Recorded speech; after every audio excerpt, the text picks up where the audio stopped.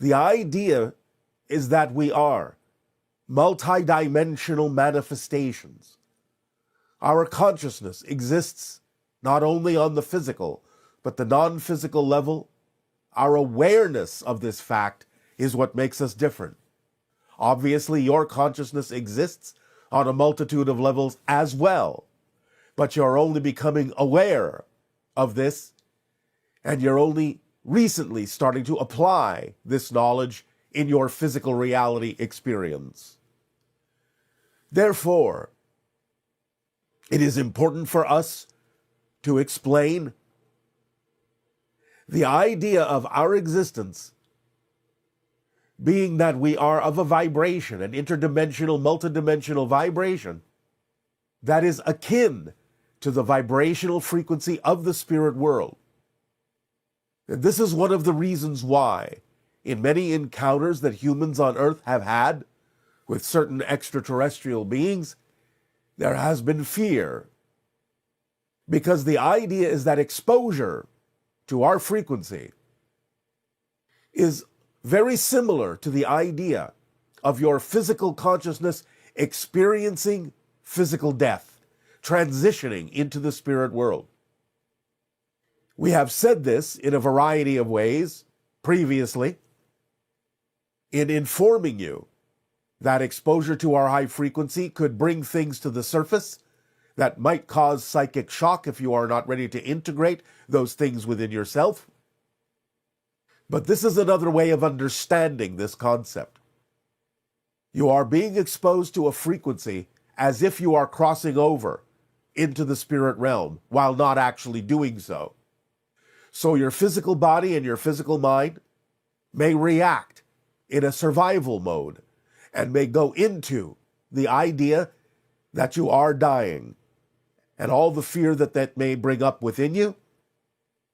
And so it is important for you to prepare your vibration, your energy, your frequency, and raise it to a higher level, which is why we have for so long been sharing with you information designed to raise your frequency. So as we have said, you can meet us halfway. This is to remove the shock factor, to create a buffer zone for you vibrationally that will allow you not to feel fear at the idea of your vibration coming closer to the vibration of spirit, closer to the frequency that you will experience if you were actually physically dying, so that you can understand it simply as a continuum, a transition from one state to another without fear, without panic, without reacting by going into survival mode, without your body fearing that it is dying. But this is the energy you will be exposed to upon contact with many of us. And this is why we have encouraged you to follow the formula, for it is specifically designed to raise your frequency to a pitch, to a level that will allow you to begin to tap into more and more of your higher mind, more and more of your spiritual existence, your existence as a spirit being, and therefore reduce the level of fear, reduce or even eliminate the level of panic that your physical mind and physical body may experience in exposing itself to our higher vibration.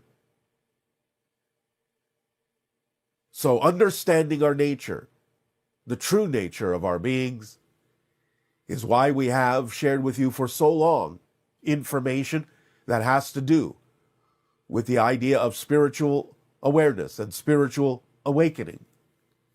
For this is the true meaning of AI, awakening intelligence on all levels, in your physical world, connecting more strongly to yourself in spirit, and bringing through that intelligence in any way, shape, or form, whether through your own brain, organically, whether through the medium of an artificial device, bringing through the intelligence of your own higher being, which is what you will be conversing with, not only when you create the idea of AI, but also when you interact with extraterrestrial and extra-dimensional beings who operate on that higher frequency. You will be interacting with the kinds of energies that represent the intelligence of the universe, the intelligence of the cosmos, the intelligence of the consciousness field itself. And allowing yourself to get used to that will be of paramount importance if you are to flow smoothly and effortlessly and joyfully into the experience and the process of open contact with extraterrestrial and extra-dimensional beings.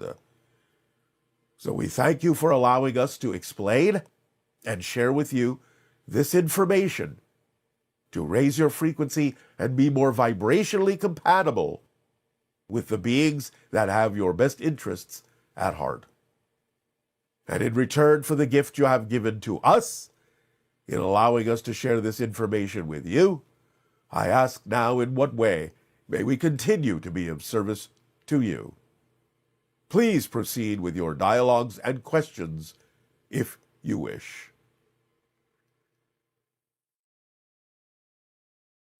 Hi, my question is, why does existence exist at all? Why does anything exist at all?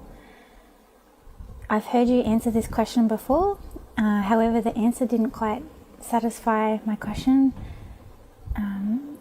I just don't understand why anything exists at all. We understand that it can be a challenge for three-dimensional beings and four-dimensional beings to wrap their mind around the concept of timelessness, but there is no asking why. Existence just exists. That's its nature. That's its quality. It can't do anything else but exist.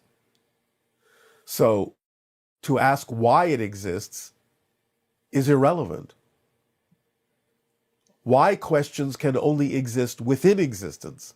They can't be answered about existence. Existence exists. That's its quality. That's its nature. Even when you say it's always existed or it always will exist, you're speaking linearly within existence. You're adding a time factor within existence. Existence is not subject to time. So there is no why. That's just what it is. It just is. It is pure isness as opposed to non-isness. So there is isness. And that's the only answer that can be given. Good day, good day. Hello, Bashar. Good day. Good day. A few months ago, my wife and I had the privilege and the pleasure of attending one of the Bashar events hosted by you and your group. It was in Sedona, Arizona. While I was there, I had a very profound experience. All right, do share. I would like to go into it if it's okay. Yes, keep it as brief as you can. I will. There were two guided meditations that you performed. The first one, I didn't get a lot out of it. My head was shaking all over the place. But the second one, I calmed down, and almost halfway through it, I felt this blanket of energy envelop me. And as I put my hands around it, I felt a stream of electricity, best way I could describe it, going through the base of my neck, through my throat chakra. For the next 15 minutes or so, my muscles tensed up and my head shook strongly, is the best way I could say it. So I shook all the way through with this beautiful energy through the end of your session. And after you were done, and as I walked out into the lobby, I continued to shake, again with beautiful energy. When I went to the restroom, I shook. When I went outside to hike up Bell Mountain, I shook. When I went to bed, I shook. And when I got on the airplane, I shook. And my wife said, "Mike, please stop doing it. People are looking at you." I have never experienced anything like this in my life. What happened? It is not uncommon for those who allow themselves to open up to the higher frequency of their own higher mind, or the higher frequency of other beings you may be in connection with in a channeling state, to experience bodily symptoms of the nature you have described. This is something that happened to a degree with the channel himself when we first made contact with him energetically. And the idea is that there are different kinds of symptoms that may be representative of you getting used to passing higher frequency energy through your body, to acclimate your nervous system to those higher frequencies.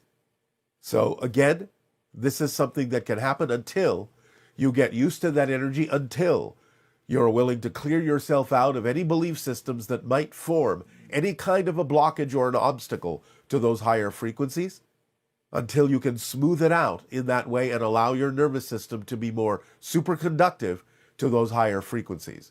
So what you are experiencing can be, I'm not saying it has to be, but it can be the beginning of a channeling in connecting to another being or another entity.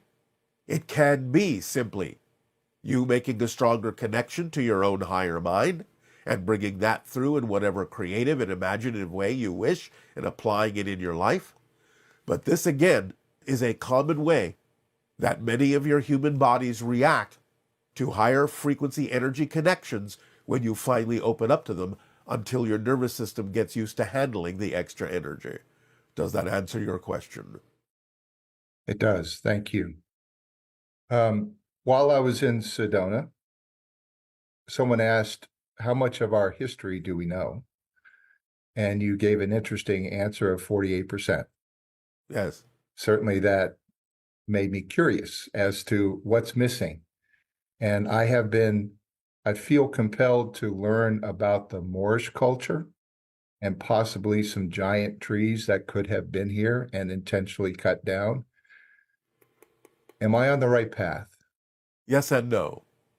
It depends on what you're referring to as giant trees. For you have large trees on your planet now. There have been some trees that have been minimally larger, but not as large as some people think. Some people have claimed that certain formations on your planet are the stumps of giant trees. They are not. They are the formations that are left over from volcanic activity, from geological formations, and therefore they have been misunderstood and mislabeled by some people. Just because they resemble the idea of tree trunks doesn't mean they are. But there have been many other civilizations, some of which you are faintly aware of, such as Atlantis and Lemuria. But there have been other civilizations on your planet that you know nothing of. Some even existed before humanity took over.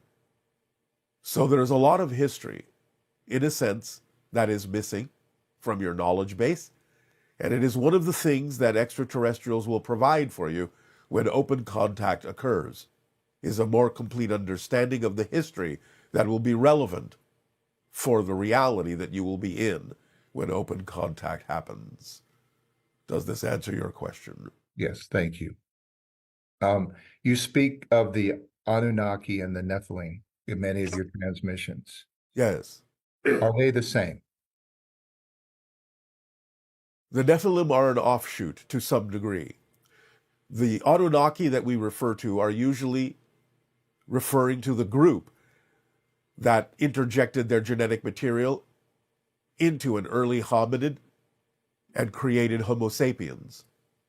The Nephilim are those that ultimately recalled the first group of Anunnaki when they had violated their laws by creating Homo sapiens, and worked as the guides once Homo sapiens had existed and been created to lead Homo sapiens in a certain direction that would allow them to become self-reliant. So to some degree they are connected, but you're talking about different groups with different intentions. Okay. A lot of times people ask you questions, and many times you say, I can't answer that, or I won't answer that. Yes. Are there groups of humans that you have to work with that sort of set the rules as to how you can interact with us, or is it just through your collective consciousness in your entities? It is through ours and your collective consciousness that prohibits us from knowing what would interfere with your evolutionary path in a way that would remove the ability for you to discover the things that you need to discover in a process that will allow you to grow in an appropriate way. So we inhibit ourselves from knowing information that would intervene or interfere with that process of your own evolutionary development. So it is the consciousness, but not individual humans, that set the rules.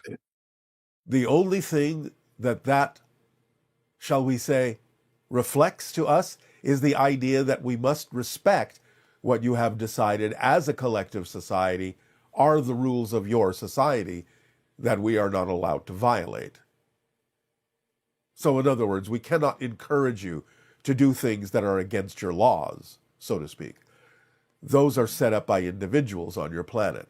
The rules that you have agreed to about forming your ideas of governments and so on and so forth must be respected by us to a certain level, to a certain degree, because you have set that up as the way you wish to run your planet.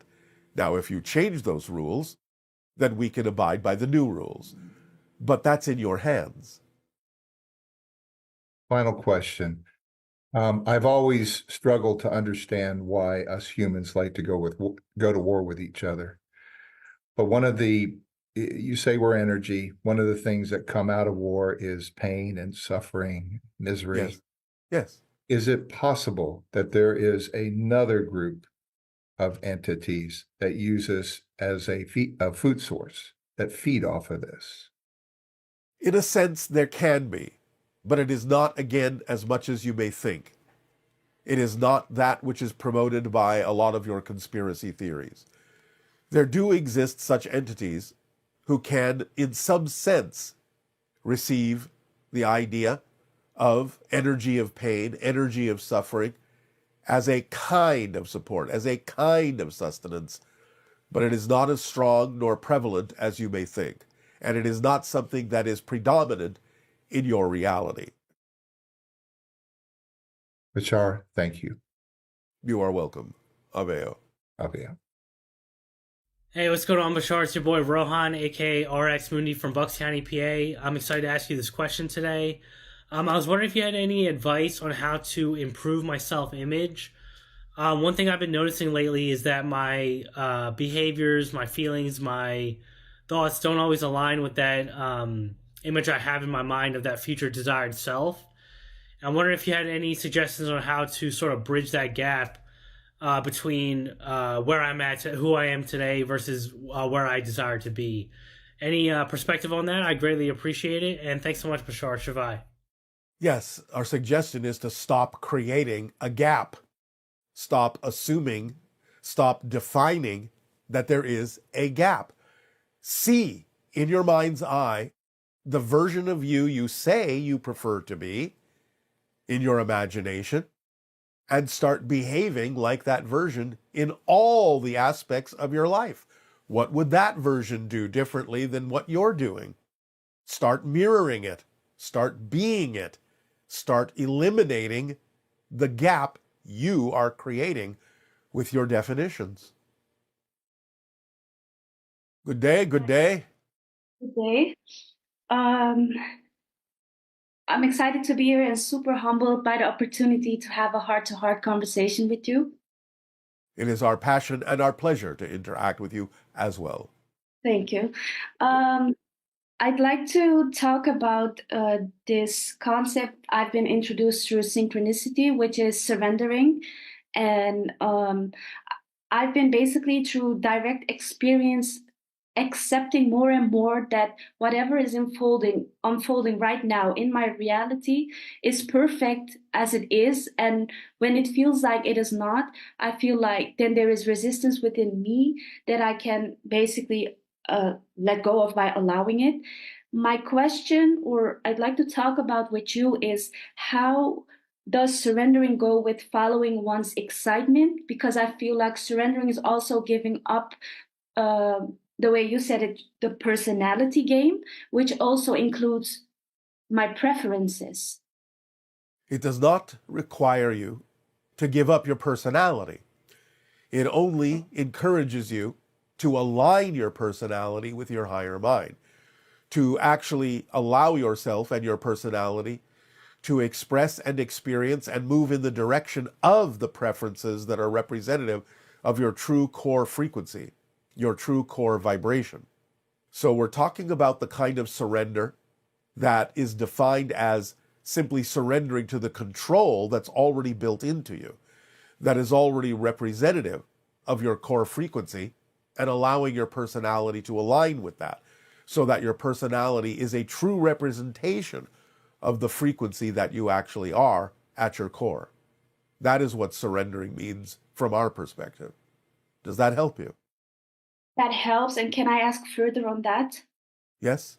Then I wonder, like, the personality, like my mind will have a preference. I feel like I cannot count upon, because it will like something a minute ago and then it will judge the same thing a minute after, where I feel like how can I align ever if this mind always goes back and forth? All right. Well, again, it is about, in a sense, quieting the mind to some degree and knowing the difference within yourself in your discernment between the ideas and energies of excitement and anxiety, because that is, for the most part, why humans flip back and forth so quickly, is that they are expressing the idea of a desire, but it is coupled with the idea of a fear. And therefore, that can cause you to flip-flop back and forth very rapidly, because you are shifting back and forth between the energy of excitement and the energy of anxiety. So it requires honest self-investigation and evaluation as to what belief systems you might still be holding on to that would cause you to examine things with anxiety instead of only allowing yourself to experience them through the idea of excitement.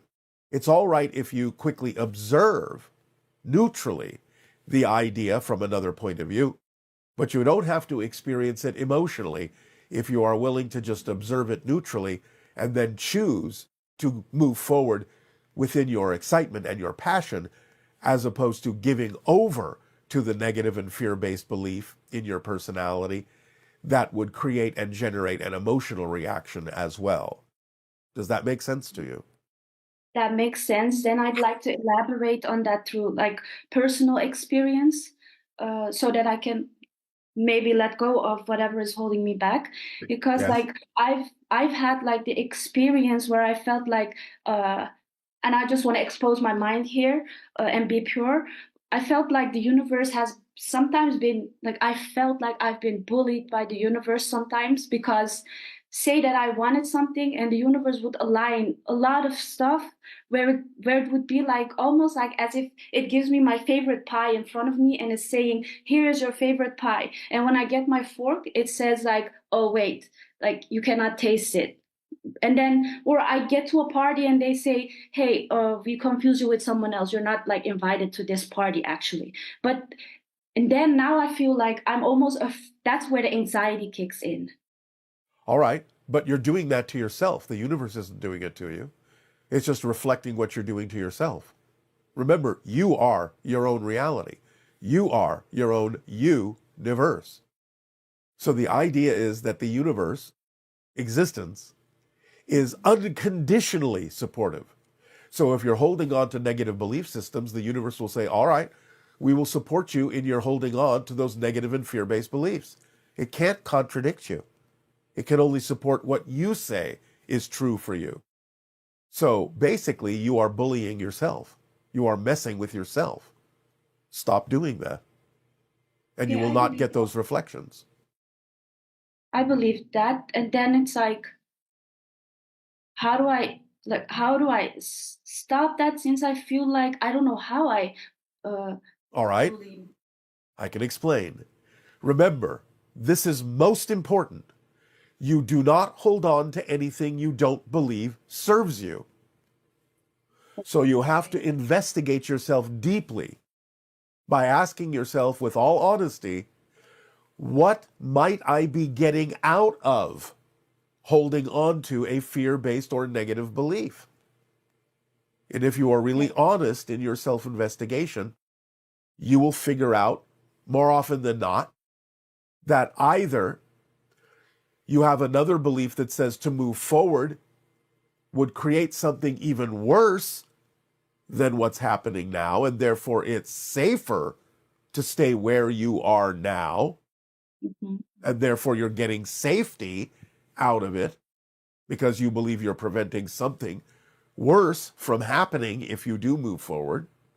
That's usually what happens in the motivational mechanism of most people on your planet. So if you find out what you're afraid of, what you're afraid might happen if you did in fact move forward and align with your true essential core vibration and become the person you say you prefer to become, then you can allow yourself to be aware of why you might be playing it safe.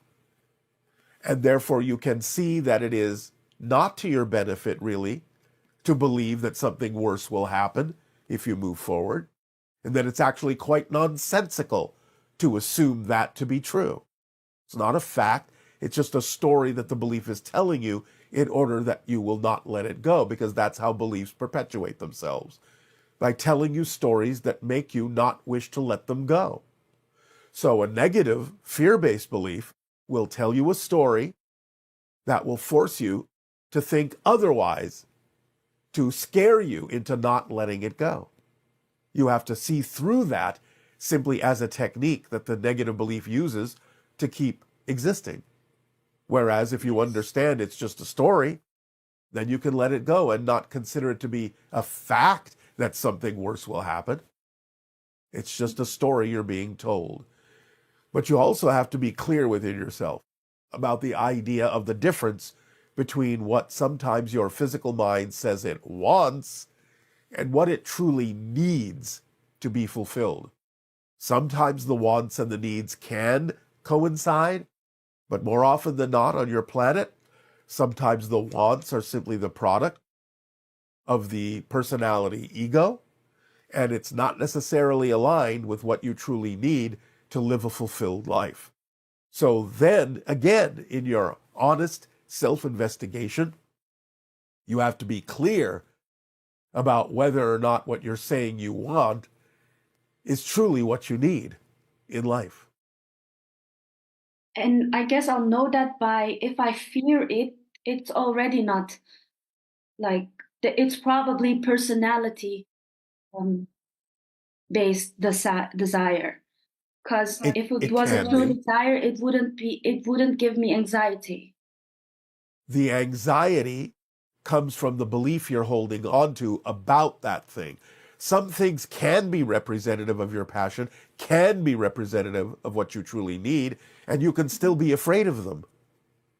That doesn't negate the idea that it might actually be something you truly need. It's just telling you that you're looking at it through the filter of a fear-based belief. Yes, okay. So you need to find out what that belief is telling you. Okay. And can I share like what I'm afraid of? Yes, of course. So it comes down to that insecurities. Basically, I'm kind of finding it hard to trust that source. Like, I'm afraid of source, I guess, because it feels so like huge, and maybe the stories I've been hearing about all that is like life is a gift, and am I being like, am I using my resources well enough, am I good enough, all those questions, and then feeling like, what if I say I'm worthy, but you can't be unworthy. If you were unworthy, you wouldn't exist. But what about evil then in stories or in religion, where they say like you can get punished if you do this and that, and those There's no such thing in spirit. There is no such thing. That's a human idea. Yes. You can only punish in physical reality. You cannot be punished in spirit. Spirit is your natural state. It is unconditionally supportive and loving. That's who you are as a true being. There Could you is no give such me? thing as punishment in spirit. Okay. There is recognition of what may be in or out of alignment with your true self. Mhm. That's not a punishment. That's simply a lesson that you can take to heart and say, all right, that's not something I prefer to do anymore. And you can make a change within yourself. But you don't get punished for it. You simply are allowed to recognize that it's something you don't prefer. That's all. So I could actually get for good rid of this sense of insecurity, feeling alienated, feeling unworthy. I could actually get rid of it forever. You could let it go, yes, because you have to realize you don't need it to grow unless you believe you do. You can learn lessons in all sorts of other ways without punishing yourself to do so. You don't deserve that unless you believe you do.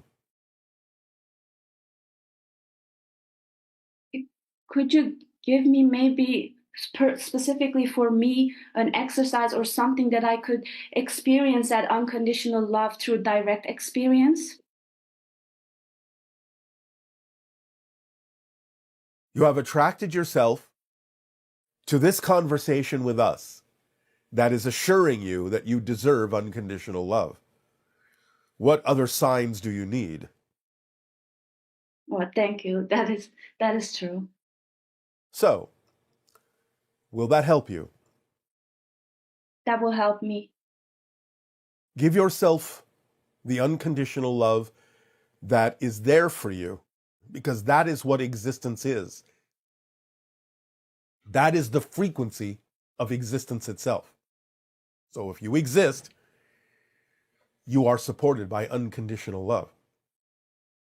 It can't be otherwise.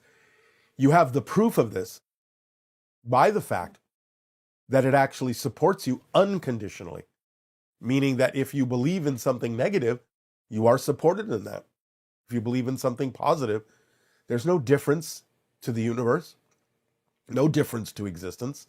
You are supported in that. Yes. Being supported, even in the negative things, should prove to you that its support is unconditional. It's not judging you. It's saying, all right, you want to believe in this negative thing? You want to have this negative experience? Go right ahead. I support you.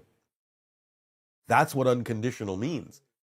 Doesn't mean it judges you for doing it. It means it lets you have the experience. It supports you in the experience you have decided is necessary for yourself. How much more unconditional could existence be than being so invisible it doesn't even intervene in your ability to punish yourself? Because it knows you are actually an eternal spirit. It knows that you can't really die or cease to exist. Therefore, you want to do these things to yourself? It'll let you because it actually loves you that much to let you be the one to decide what is real for you and true for you. It doesn't intervene. There's no such thing as God's will, except for the idea that its will is your will, because you are a unique representation, a unique facet, a unique extension of all that is, of Source. You are allowed your uniqueness, utterly, unconditionally. Therefore, what more proof do you need than that? Yeah, I feel like I shouldn't need more proof than that. But if you do, that's up to you. You're the one setting the rules. You can disband them. And again, that will be supported too. Yes, I guess I need to trust that that will be supported too, because it's a new decision. Why not? Because what you're doing right now is trusting that it won't be supported. You understand that doesn't mean you lack trust. It means you're using your trust to say, I won't be supported. So why not use the same trust to say, I will be supported in what I prefer, as opposed to what I don't? Because it's never about not trusting. You're always trusting something to be true. You get to decide what that is.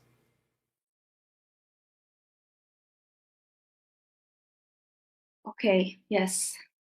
It's up to you Okay. completely. The power is in your hands. The power is in your heart. The power is in your spirit. Thank you. If you would like to share something, then I have given you the most important thing I can give you right now.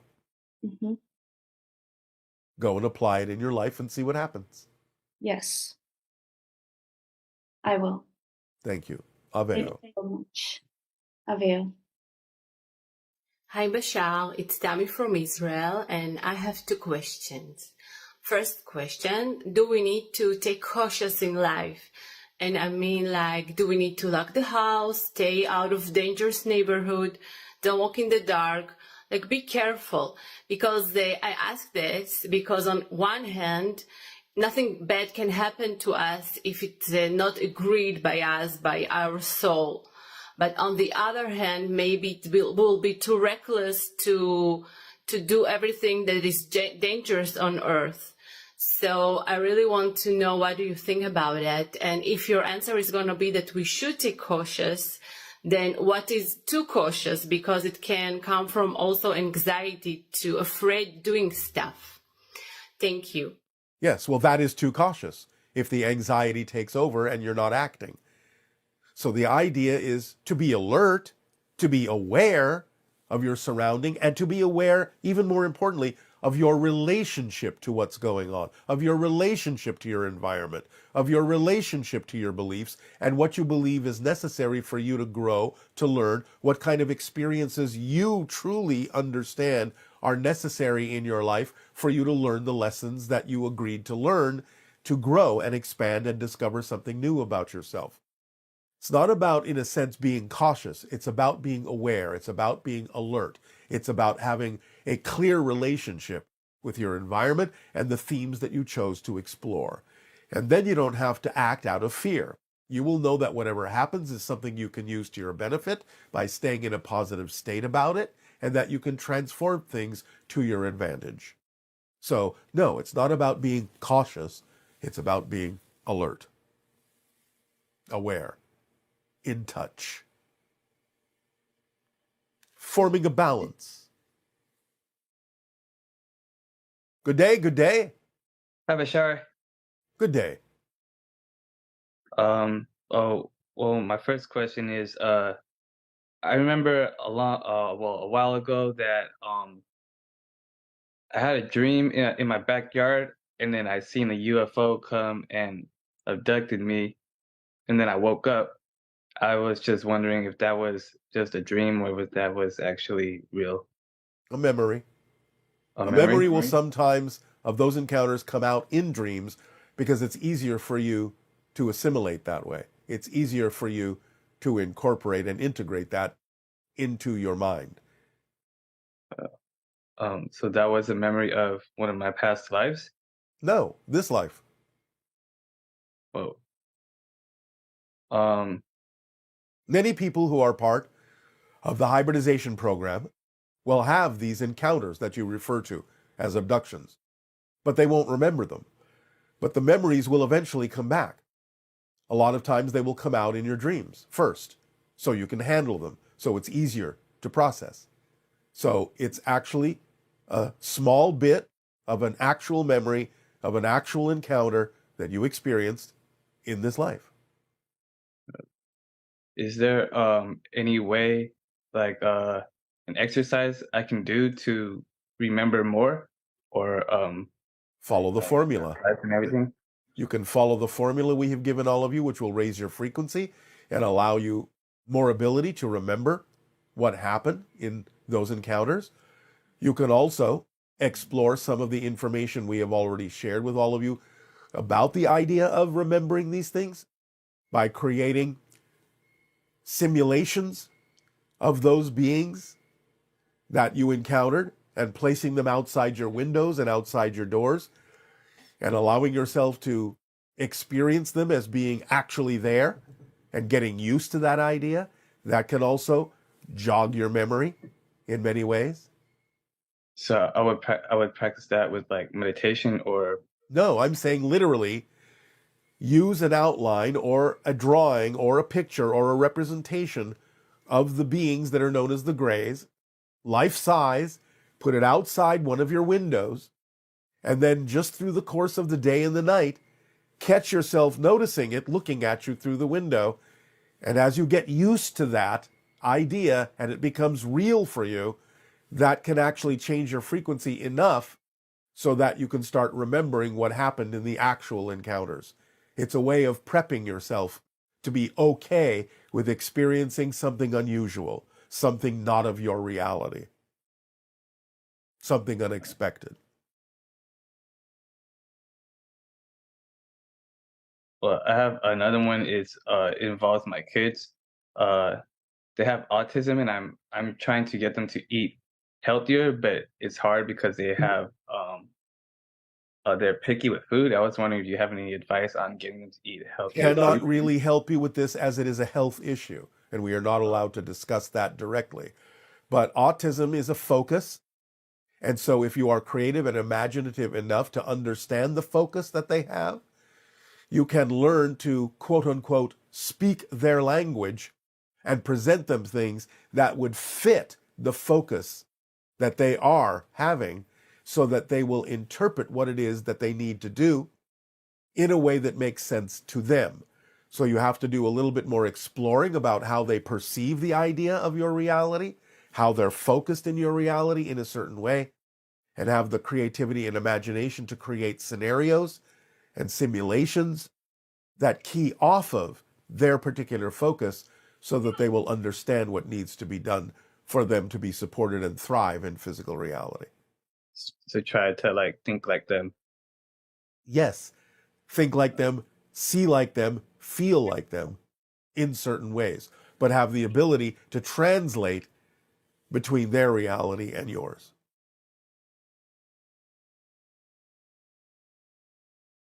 Thank you. That's all I have. Oh, all right. Then we thank you for your interaction. Aveo. Hi, Bashar. I was wondering about a weird dream that I had where I was woken up in the middle of the night, and in the dream I could hear a voice, but it was kind of far away, and the voice would say something, and I would repeat, and I would say something else, and I would repeat, and it was kind of coming closer and closer, almost to the point where I could grasp what it was saying. And right before that, I woke up to a pop or a burst at the end of my bed, and I could feel this pressure wave going through the room from the burst, and it had kind of an electrical energy that was coming from it, and I was wondering, can you tell me anything about what that was? You are interacting with interdimensional beings, spirit guides, even your own higher mind more clearly. You are experiencing the shifting from one reality to another. There are many layers of reality to even what you call physical reality, all the way up to what you call the lower astral, non-physical reality. But sometimes when you experience a calling, when you make a connection to a being on another level of reality, a spirit guide, an extraterrestrial, a higher mind, whatever, you will experience that shift electrically. You will experience a surge of energy that you can interpret as electricity. So that is one way you will experience the idea that you're becoming more consciously aware of the shifting that you're already always going through when you shift from one reality to another billions of times per second. You'll get used to it. Good day, good day. Hello. Nice to talk with you today, Bashar. It is our passion and our pleasure to interact with you as well. What would you like to discuss? Very briefly, I would like to talk about people who identify as wanderers. Yes. You said they're kind of like people like to hop from party to party. Sort of. They don't necessarily make a strong connection to any particular reality. They dip in, but remain mildly detached in a certain way, energetically speaking. So they don't necessarily have to succumb to all of the belief systems of that particular reality. They can observe, they can experience, but they don't get deeply invested in that reality. They're just sort of gathering information like a honeybee going from flower to flower. Oh, got it. So is this kind of like in their soul blueprint or? Yes. Yeah, okay. Understood. I also want to say thank you for all of the information and permission slips that you've delivered for about as long as I've been alive. So I've quite enjoyed acting on those. All right. And one of them, the cryptic meditation, I enjoy doing. And I kind of wanted to know the way that they go through, people or hybrids go through the 5 levels. They ingest divinorum. And I was wondering, as that's because that's necessary to go through the levels. But for a human, for most, yes. Yeah, there is no absolute equivalent for humans on your planet at this time, though there are components of it. The divinorum that is mentioned with regard to the hybrids in the future is altered specifically for their physiology. But the idea is that obviously versions of the concept exist in such teachers as ayahuasca and so on and so forth on your planet at this time. Right. So ingesting ayahuasca would greatly facilitate that process. It can be done in other ways as well. But again, please do remember that it's not about necessarily always continuing to use that. It's about knowing that once you have that experience and you are practiced at it, that you can create that vibration without the teacher. Absolutely. Thank you for that reminder. Yes, yes. So one of the other permission slips that it's been thrilling to work with is the crystal skull. I've taken one and imbued it with the Mitchell Hedges skull. And I do believe I've had something like an out-of-body experience. And I was wondering, I didn't really, at the time, I think, get all of the information. So this is something that may be unraveling or unspooling over time. Yes, all we can give you is the advice to practice, practice, practice. Thank you. I will practice. Yeah, and I also travel with my skull. I call him Sherman. And so I've been taking him around to different portals and weaving that web that you've spoken about. Why that name? Sherman? Yes. It was something that came to me kind of, I don't know. It entered my brain. And I don't really know any Shermans. I'm not really sure specifically. If you have any insight, I would appreciate that. Where did you grow up? I grew up in Modesto, California. Are there things that you enjoyed watching as a child? Watching. I watched a lot of TV and movies. Was there anything in particular that were your favorites? As far as movies, I liked comedies. Specifically, television shows or movies specifically. Oh, X-Files. Probably cartoons. Such as? I liked Disney movies a lot, like Alice in Wonderland. I would watch that one on repeat, Alice in Wonderland. All right. Then you may use the vibration of Alice in Wonderland in your exploration with the crystal skulls to understand how to step through the looking glass. I see. Okay. You can be Alice. I will be Alice. All right. The skull can be the caterpillar. Okay. Wonderful. What is the question that the caterpillar asks Alice? Who are you? Exactly. Okay. So, practice, practice. I will practice.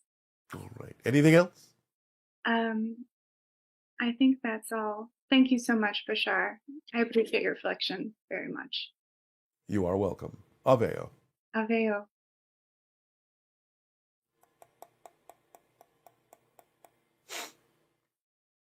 Bashar, blessings to you and your family. I have a question. Wife and I are retiring in Philippines next year, and we'd like to build our house close to a vortex. I'm just wondering if there's any vortexes in Zambales, Philippines. That's just north of Manila. Thank you. Yes, any major city is usually placed at least near, if not in, a major vortex instinctively by humans. That's why they build where they build. That's why they end up where they end up. However, we would suggest that the way things are transitioning, the way vibrations are changing on your planet, that the ones that are most effective are the natural sites around those vortices. So if you're in a more natural area around the main vortex of Manila, then that is more appropriate for you. Good day, good day, good day. It's so nice to finally speak with you. And you as well. What would you like to discuss? I have two things. One is a question about my friend. He's very developed telepathically for over 10 years. He can talk to trees, to non-physical entities, anything. He spent a lot of time upgrading his core energy and everything, but he's burdened by tasks that come to him from higher beings all the time. Why is that a burden? Because physically his body is unwell like 90% of the time. Perhaps they are helping him find his strength.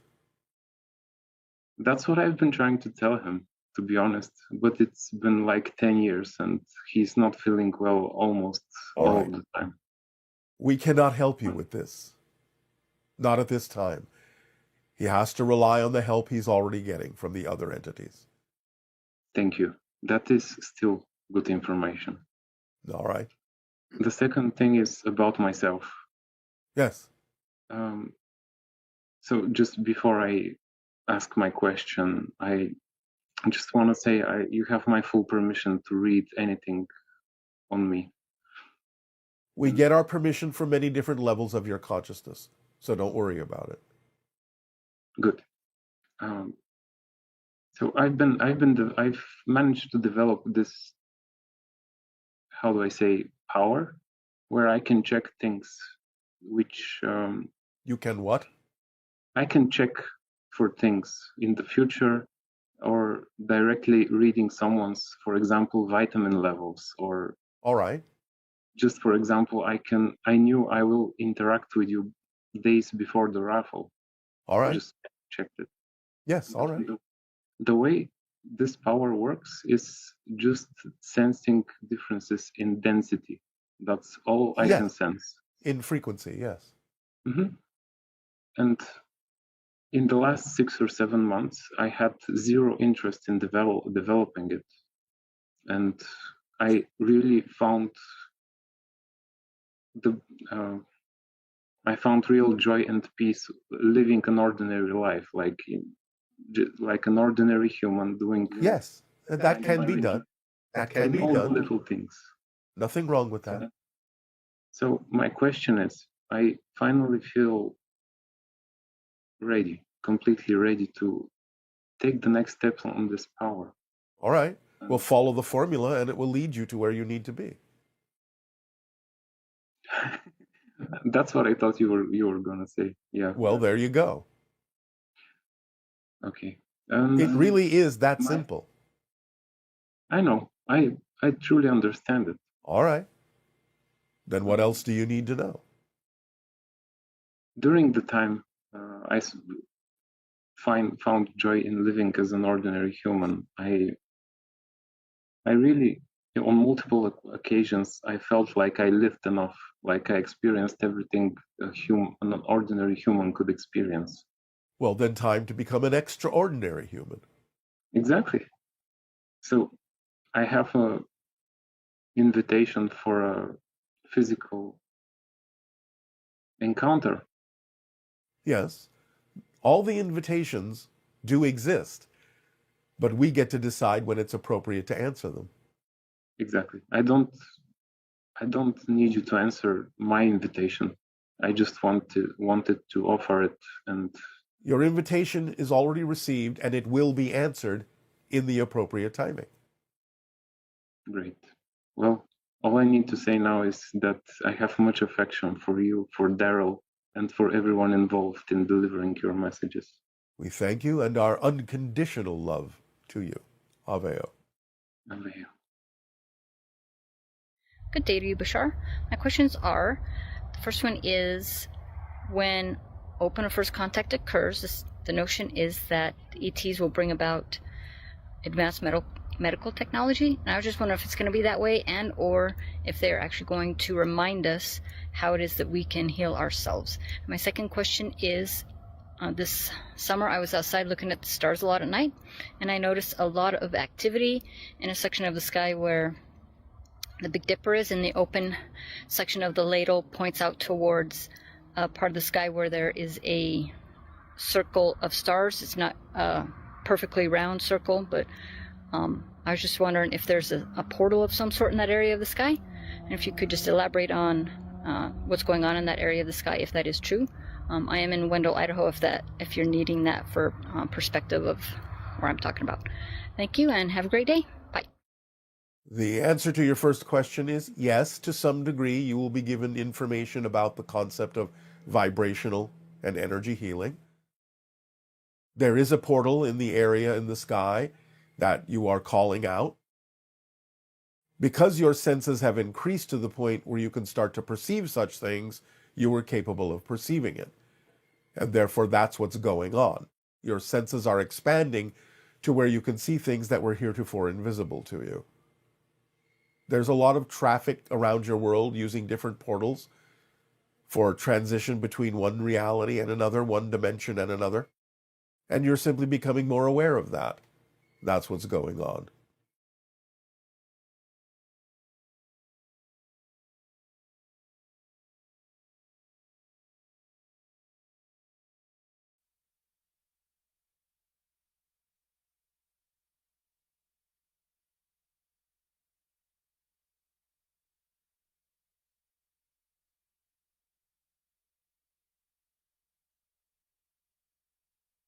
Hello, Tadeo. Nania. We have lots of great questions from our listeners. All right. This first question is, you talk about two worlds. Is the one world our world? Where is the second world? Are there only two worlds? Let us be clear. We do not talk about only two worlds. We are saying there are any number of versions of Earth, thousands of them that exist simultaneously, millions of them that exist simultaneously. It is a misinterpretation and a misunderstanding by people that we're only talking about two different versions of Earth. There are multiple versions of Earth. There is the one that you're on now, and again, remember, you are constantly shifting through different versions of Earth billions of times per second. So there are billions of versions of Earth. The idea is that you are navigating through billions of different versions every second, going in the direction of what your strongest vibrational frequency is. That's how you navigate it. Ultimately winding up on the versions, through the versions, the multiple versions of Earth that are more and more representative of the frequency that you're giving off. So please understand that even every second, there are billions of versions of Earth. It's not just two. Okay, they are all here. They are all now, but they are separated by frequency. So as you adjust your own frequency, you gravitate and go in the direction of the versions of Earth that are more reflective of the frequency and the energy that exists within you. Okay. This question is, can my current identity, as this person's name is Sandy, determine where a counterpart and a member of my Oversoul will go? Can I decide while I'm here in physical form where a concurrent version of myself will be born and to who? You can become aware of that, but you cannot decide that because it has already been decided in your spirit agreement, pre-birth. So any counterparts have already made an agreement with you, and you have made an agreement with them to be born in certain places, to have certain incarnational experiences that may overlap your own timeline, your own life. But the idea is that you can become aware of that, but you're not the one determining that. It's already been determined by agreement between you before this life. Are spiritual beings like ascended masters still elevating their own consciousness since they have a knowing they are part of all that is? At that level, or what level, is the edge of consciousness if it's constantly expanding? What is beyond that? It never ends. Beings are always ascending. There is always more to experience. There is no beginning and there is no ending. There is nothing beyond it except more experience, more understanding, different perspectives. Remember, even the idea that humans talk about becoming one with all that is, there can still be different versions of becoming one with all that is, different versions of all that is. So it never ends. Beings are constantly accelerating, ascending, and expanding. Okay, this person had a dream involving a blue being. She was beautiful. In this dream, I walked into the room she was sitting in, and a door next to her leading outside was open. The weather outside was chaotic, raining with winds, leaves blowing about.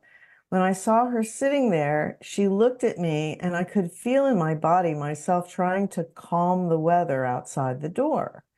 She looked over at me, and I immediately said, "You're Lemurian."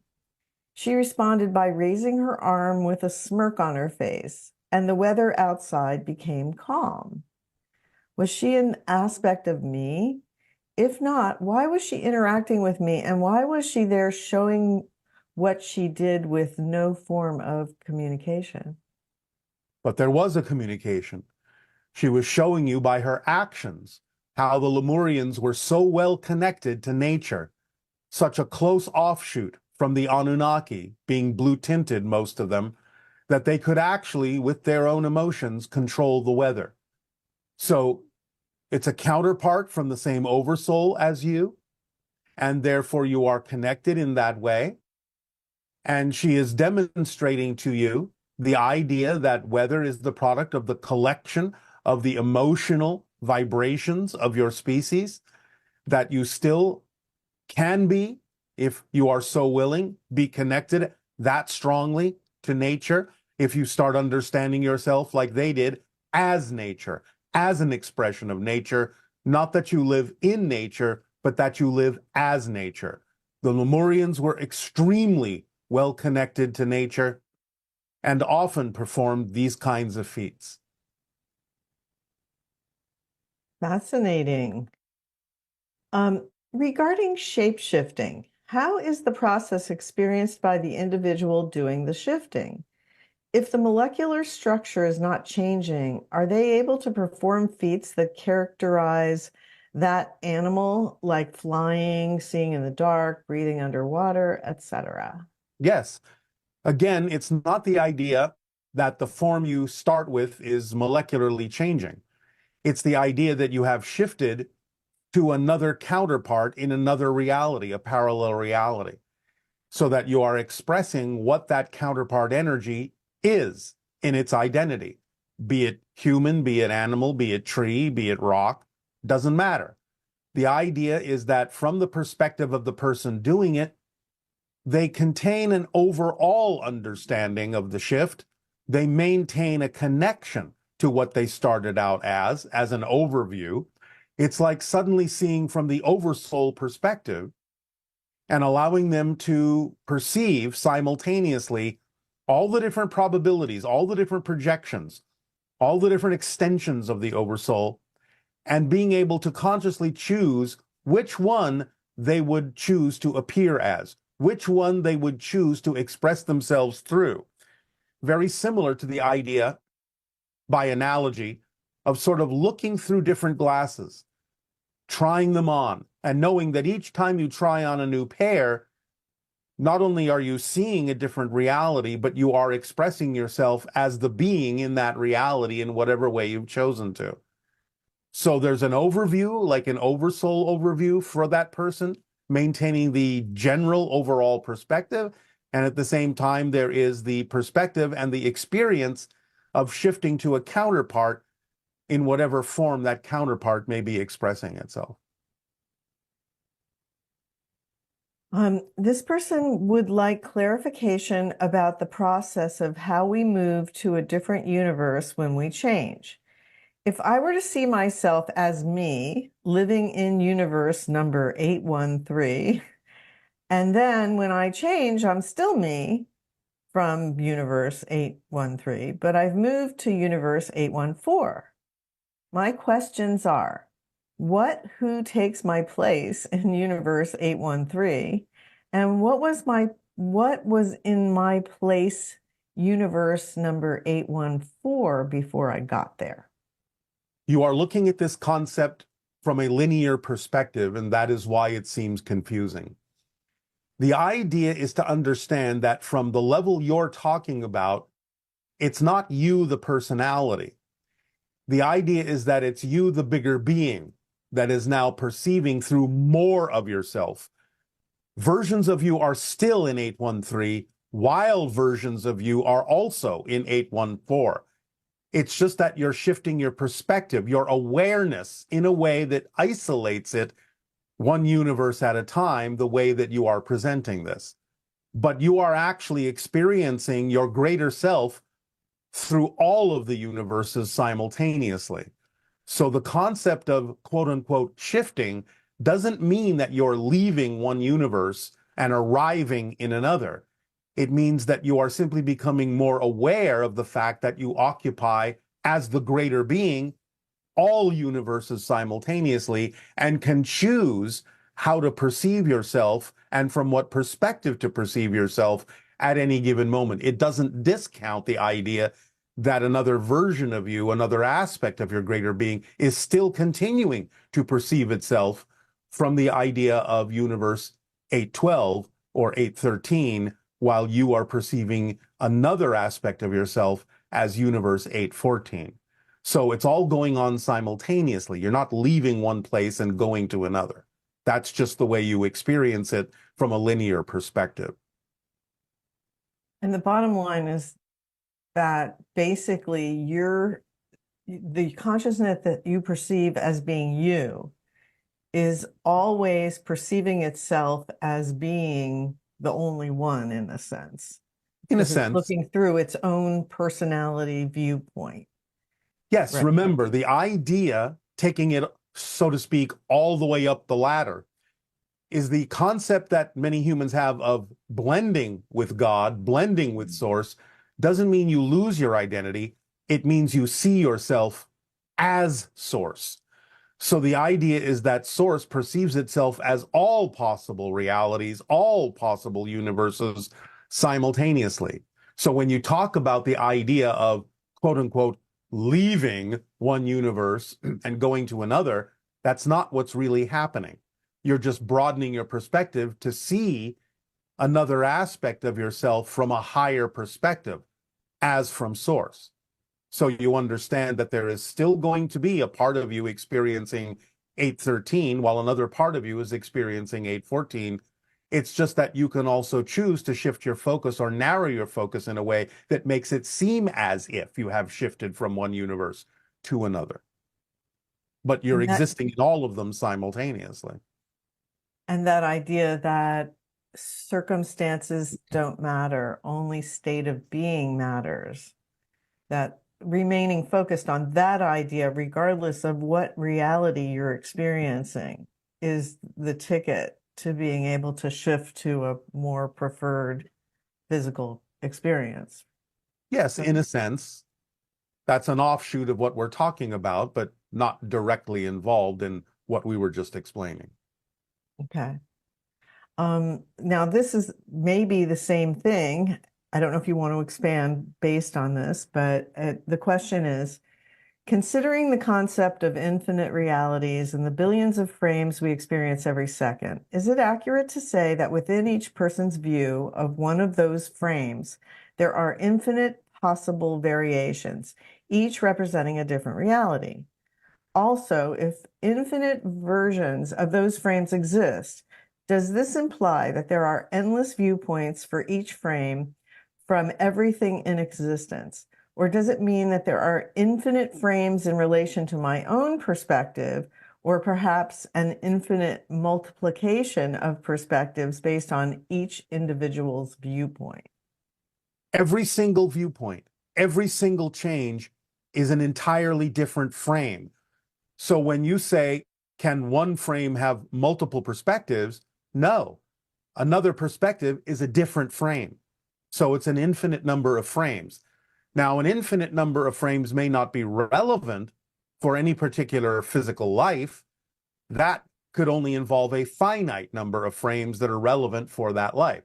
It doesn't mean an infinite number of frames don't exist. It just may be that the majority of them are not relevant to the finite number that is relevant for that particular life. But in terms of the way that you have, quote unquote, framed that question, pun intended, the idea is to understand that any variation whatsoever, no matter how, quote unquote, small, is a completely different frame. So it's not that one frame has multiple perspectives. Another perspective is another frame. Okay. And this person is asking, oh my goodness. You stated that all the agreements have been made pertaining to our personal encounters with ETs. So why do we work with permission slips for contact experiences? Are permission slips just speeding up the process for our agreements? Yes, you still have free will in terms of how you experience the agreements. The fact that agreements have been made doesn't necessarily always mean that every single specific detail has been laid out. You are still allowed to determine for yourself through your free will exactly how you might want to go about experiencing that idea if such an agreement exists. So you can even change your mind and not experience the idea of the contact. The idea, again, is that your free will is respected in that context. So the agreements are fulfilled by various means, and yes, permission slips can, based on your belief systems, accelerate some of those things. Permission slips can, by various agreements, even slow down some of those things. So it's about how you want to go about fulfilling the agreement if you still wish to. The idea of your agreement to have contact with extraterrestrials is not quite the same as the idea of the agreements to experience certain things in your physical reality in terms of your lifetime, the things that are representative of your themes and your challenges. Experience and interactions with extraterrestrials can be folded in to the idea of some of the themes of your exploration, but by definition, we are a little bit outside your venue, outside the idea of your timeline, until such time as enough of you make an agreement that encounters with ETs actually are part of your overall agreement, your overall timeline. That's kind of what permission slips are all about, is getting you to a point, if you're so willing, where the idea of encounters with beings in other realities can actually be seen as part of your natural timeline, part of your natural agreement. So that's part of the process, and why sometimes permission slips can assist you in getting used to that idea and bringing our timelines and your timelines together in a single mutual shared timeline experience. Okay, and this person is asking about the soul and the soul tribe. She says, I understand that we are eternal beings. Is our family, parents, kids, pets, etc., always going to be with us? Are we all part of a soul family and go through these experiences together? Yes. Now, again, You can spin off and go have an adventure by yourself if you really wish to. That doesn't necessarily include the idea of other members of your soul family. But the idea is that you're still always connected and you'll always come back and recognize the family. So, in a sense, yes, you're always connected. It doesn't mean you can't have your own independent adventures. And this person is asking, what is the source of sadness and can it be avoided? Should we be striving for happiness or will it simply come to us if we follow the formula? Sadness is the result of a belief and a definition of disconnection from source. Disconnection is the idea. If you understand you cannot be disconnected, you cannot feel sadness. So in the idea of creating certain limitations for yourself, for your consciousness to experience, including the experience of disconnection, even though you can never actually be disconnected from source, you can experience the idea of that disconnection as a kind of loss, and that can promote the experience of sadness. But yes, if you understand how the formula works and you apply it precisely, then you also have the understanding, based on knowing how things work, that you can never be disconnected. And thus there is no reason to experience sadness in that way. So by really precisely following the formula, it is highly unlikely for you to choose to experience sadness. Okay, and this person is asking, basically, her daughter took her life 16 months ago. Was Yes. this in her contract? Was it meant to be? Is she okay? This person feels stuck and broken. How can she reconcile this nightmare? Please help me, I'm drowning. All right. Well, take a deep breath. It's all right. Your daughter is fine. Once in spirit, remember, you see yourself for what you really are, who you've always been. So the idea is that she may have gone through her life review and realized that no, it's not necessarily a part of the contract to commit suicide in the way that most people on your planet commit suicide. The timing of your death is the timing of your death naturally, and committing suicide, in a sense, is a little bit like breaking the agreement. But the idea is that the soul learns from that experience and realizes that may not have been the ideal choice, realizes they may simply have not ever had the information required for them to make a different choice. But they're perfectly fine, absolutely eternal and indestructible, going through the life review to realize they could have done things in a different way, experiencing the effect that their suicide and the choices that they made to commit suicide have had on other people, including you, and therefore sending you love and letting you know that they may, in a sense, be sorry that they did that, for it was not their intention to make you experience the idea of grief over their commission of suicide. And now they know, in a sense, better from a different perspective, that that may not necessarily have been the ideal choice for them to make. But they send you love, unconditional love. They want you to know they are fine. You will meet them again. Again, everyone meets everyone. And again, they are learning a lesson that will allow them to make more positive choices in the future. So they're perfectly fine. Take a deep breath and allow yourself to let go of the grief, because the grief can get in the way of receiving communications and messages from your daughter to let you know she is perfectly fine. Okay, and this question is, how is there such a thing as non-existence? Does anything not exist, or does everything exist? Is there nothing that doesn't exist? Does everything I can think of, every wild and ridiculous scenario, exist simultaneously in a parallel universe? Yes, non-existence does not exist by definition. That's its quality, to not exist. That which exists cannot become non-existent because non-existence doesn't exist. So there's nowhere for that which exists to go. The idea of every wild idea you have being a reality somewhere, yes, that's true, but that doesn't necessarily mean it's a reality that is similar to your reality. Even the very idea that someone may have a wild idea and render it as a piece of artwork means it exists in some way, shape, or form, even if it exists in another form other than an actual expression of a living being. It still exists. So the idea is it exists in whatever is relevant for it to exist according to its own logic, its own context. But anything you can imagine in some way, shape, or form exists. It doesn't mean it's real in the same context that you consider yourself to be real, but it's real in the sense that it does exist in some form that's relevant for its context, for its reality.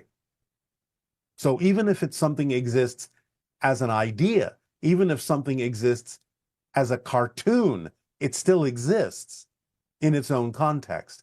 It doesn't mean it's flesh and blood like you are. But you cannot imagine non-existence. So everything you imagine does somehow, in some way, in some form, exists. And again, nothing that exists can become non-existent because non-existence by definition doesn't exist. That's its quality, to not exist. This person had this dream. And in the dream, they were with some grays and they were laughing and chatting about how scared the human race is of them. I remember telling them that they are great beings and there's nothing to be afraid of. Was this an actual interaction with them in the astral realm? Yes. Okay. There is no more to be said. Yes, is the answer. Okay. This question is, during a deep meditation moment where I was in an endless library of information, I encountered another human that is well known, and we acknowledged each other's presence. Is it possible to encounter another human that may be aligning with the same frequency as you in a given moment? Yes, of course. That's what it's all about. It's all about resonance. It's all about frequency.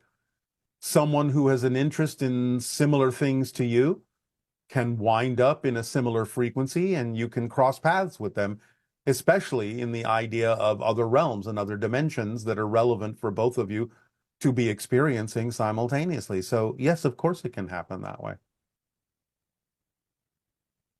Okay, and could you explain the concept of density and how it relates to the different dimensions?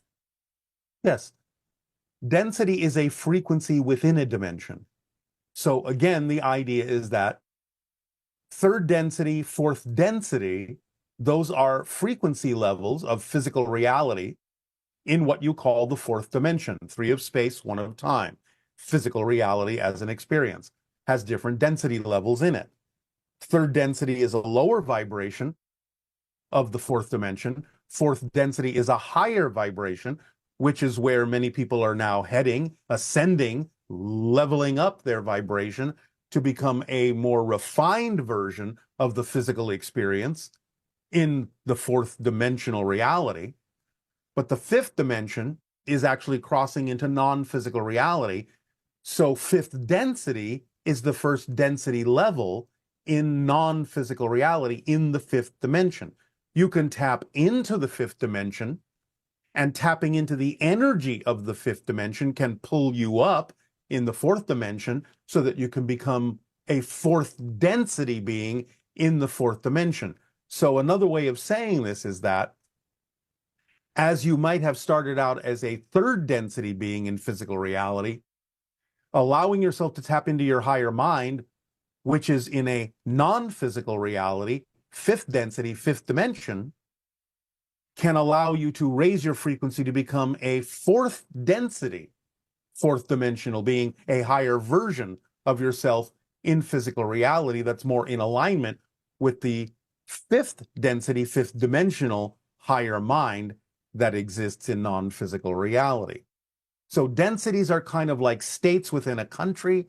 Dimensions are like a different country. And is the negative belief that's always trying to perpetuate itself and survive actually a negative parallel version of yourself that is vying to exist? Well, it's not vying to exist. A negative belief that is attempting to perpetuate itself can be representative of a counterpart in another reality entirely. Yes, it can be, but it exists. Not vying to exist. The belief in your reality is your choice to buy into. It can be representative of a belief system of another version of you in another reality, but it exists. That reality exists. That version of you exists as well. Okay. And can you please give advice on how to deal with obsessive negative thoughts? This person keeps trying to get out of the loop, but they can't, and it's putting them in a position of despair, especially because I know I'm creating it. It's a no-ending loop. All right. But again, if you know you're creating it, then you're creating it for a reason. And again, it goes back to the motivational mechanism. You don't keep generating things that you don't believe serve you. In other words, you have a belief that the alternative, letting go of this, would actually be worse. So you have to find out why you believe that letting go of this would actually be worse. You have to find out what that belief is telling you, what that story is saying that you have bought into as a fact, that letting go of this and moving forward would be worse. It's not a fact, it's just a belief. But you have to find out why you believe that going forward would be worse than staying where you are, even as uncomfortable as where you are may be. So your despair is simply a lack of willingness to discover what the belief is that you're afraid will happen if you in fact let go of the things that you're continuing to choose that don't serve you, because you believe the alternative would be even worse. So you have to have real honesty in investigating yourself and digging down, and not be afraid to find out what you're afraid of that you believe will happen if you let go of the things you keep choosing. So the loop that you're talking about, you're choosing it and you're creating it because you believe the alternative, letting go of the loop, coming out of the loop, would actually cause something to happen that's even worse than experiencing the loop. No matter how desperate and despairing the loop may be, clearly you have a belief that the alternative is worse. You have to find out what that belief is and see that it's nonsensical. It's not a fact. It's just a story. And you don't have to buy into it. Again, you only choose to believe the things that you believe serve you. You only choose those things that you believe serve you. So there must be something about staying in the loop that you believe serves you. And very often that can be that it prevents you from experiencing something you believe would be worse if you stepped out of the loop. So do your investigation and find out what that is telling you, what that story is that doesn't work for you, and realize that it's simply a story and it's not a fact, that things would be worse if you stepped out of the loop. Okay, and this person is asking, how would you teach children of Earth the spirit of Christmas? They feel torn between not wanting their daughter to miss out on the whole Santa Claus experience, but also dreading the day she finds out that he isn't real. I feel there's a better storyline to start her first Christmas off with. My excitement is more towards the magic and spirit of the winter season and solstice, but I'm uncertain about the most effective way to make this a Christmas narrative. Well, in a sense, you have said it right up front. The spirit of Christmas. In other words, the idea of Santa Claus doesn't have to necessarily be physically real to be an actually existing archetype in your collective consciousness as human beings. So it is real as a spirit, as an archetype of a collection of humanity. So you can explain the difference between something manifesting as a physical being and something manifesting simply as an archetypal spirit, a level of consciousness that is real unto itself and autonomously existing, but as a higher level being, a higher level expression of the collective of humanity that is in compassion and love and giving and service. So it's a real being on that level in its own right. That doesn't necessarily mean it has to manifest physically. So you can elevate the understanding of Santa Claus by understanding that it is connected to the season in an archetypal way, as an actual being of spirit, a collective being, an archetypal being. That doesn't mean it has to be perceived always as a physical being. So as a child, it might be easier to explain as a physical being, but then as the child matures, you can say, well, it's not so much that it's physical in the way we are as humans, but it's an archetypal spirit that is representative of a collective of all of our love and all of our giving and all of our willingness to be of service and share and give each other gifts. So there's a way to elevate the idea by actually referring to it as the spirit of Christmas.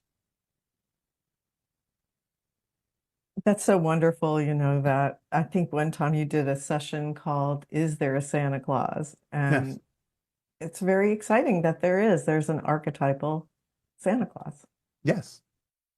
And you can work with that just like any kind of archetype if you are so attracted to it. So there's so many magical things that you can give to children around the idea of Santa Claus and what it means and all the expansive ways that we can express ourselves. Yes. And sometimes, again, depending upon the belief system of the person and depending upon their rate of vibration, they may actually be able to perceive the archetypal spirit that represents the concept of Santa Claus as if it does manifest physically.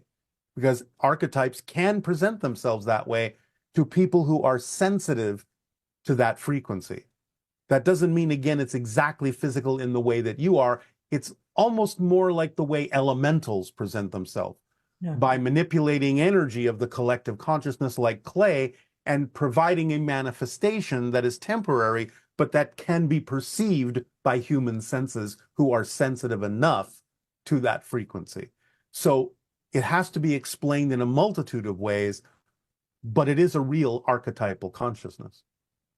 And it's interesting too that it can be used as a permission slip to allow yourself to receive gifts. Yes. That because that's the idea that Santa Claus gives you the gifts that you want. It's this great Not just idea. receive, give gifts as well. Right. Mutual exchange. This person has a question about passion and money. Yeah. As an actor, speaker, mentor, and entrepreneur, I've followed my passion for many years. Now I seek financial support to sustain and continue to follow my passion and uplifting others. Any advice on navigating this journey towards financial independence? No, because the idea is not to focus on the idea of money alone as the only representative of abundance that can help you continue to act on your passion.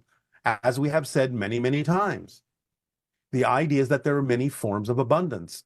And if you're only focused on one as the only way that you can continue to act on your passion, then you're closing the doors through which other forms of abundance could come that might actually be representative of the path of least resistance and might happen actually more easily than the idea of receiving money. Money is fine as a representation of abundance on your planet, but it's only one representation, one symbol of exchange. Having something to trade with is a form of abundance. Being given a gift is a form of abundance. Synchronicity is a form of abundance. Imagination is a form of abundance. Communication is a form of abundance, as we would think you would know as an actor. So the idea is that when you use your imagination and your creativity and your communication, you can think of other ways in which things can be accomplished that might not require as much money. You have to be willing to be of a higher vibration so that you can be inspired to ask the questions and communicate the things that might not seem like they would work, but on a higher level would work. That would allow you to continue to act on your passion. We've told the story of the photographer that flew around the world and got paid for it because she was willing to ask the airline if they could fly her around the world to take photographs of sacred sites for free, but knew there had to be some form of exchange, which was the idea that they would get to use her photographs of all the sacred sites in their brochures to attract tourists to their airlines. So they did not only fly her around the world for free, they paid her, put her up in the best hotels, fed her the best food.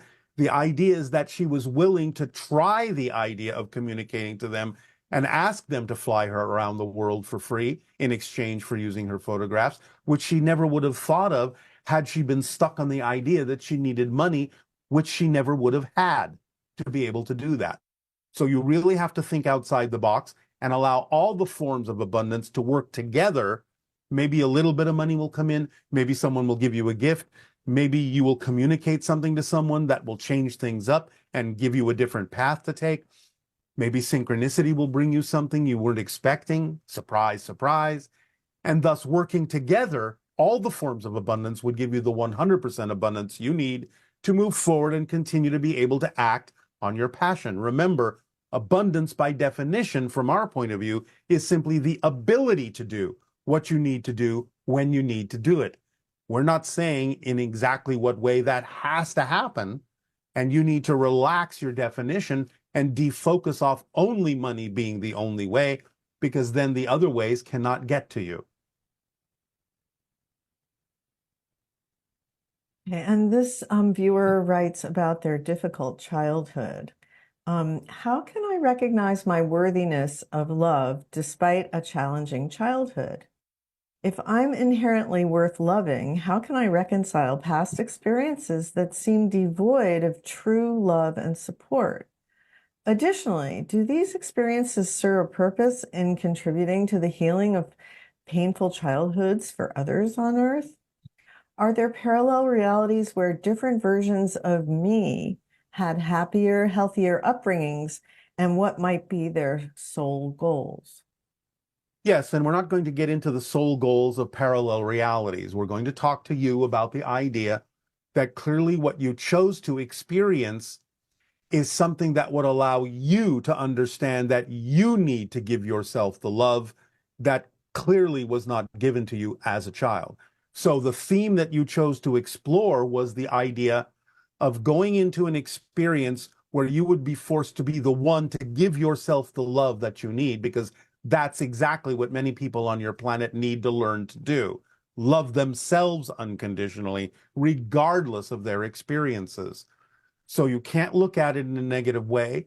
You chose to experience the idea of not being able to receive that as a child in order to understand that that's what you would want to go toward, that that's where you would be driven to go in that direction of seeking to give yourself the love that you believe you were not being given as a child.